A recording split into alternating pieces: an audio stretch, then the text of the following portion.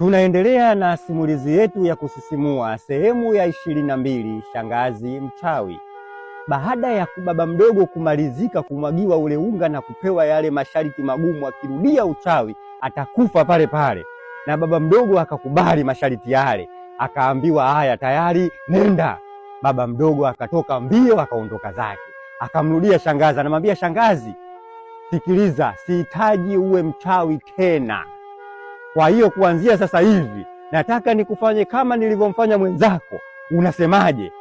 Shangazi akasema, mlimtaka kaka yangu na ndiyo mmekuja hapa kwa sababu ya kutoa msukule wa kaka yangu ambaye huyu ni baba yake, ndicho kilichowaleta. Habari za mimi kuacha uchawi tena zinatokea wapi? Hilo ndio lilowaleta hapa.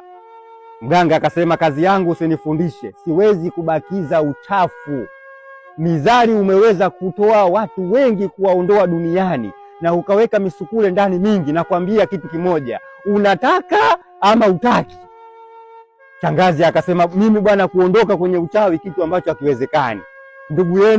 Ndugu yangu huyo hapo na aliyemtaka baba yake huyo hapo, mchukueni muende zenu. Mganga akachukua kile kinani chake, kile kitunguli chake, akatoa mule vitu vilivyokuwemo mule, akamwagia yule shangazi.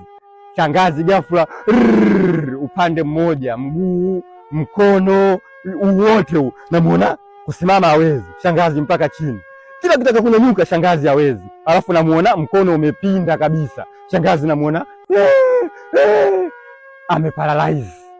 Akaambiwa, unasemaje, nikuue kabisa ama unaacha uchawi? Shangazi akasema, usiniue. Sasa mimi ndani na mifugo, itakuwaje kama nitaachana nayo? Mimi usiniue. Lakini endelea kufuatilia simulizi yetu ya kusisimua, shangazi mchawi, sehemu ya 23.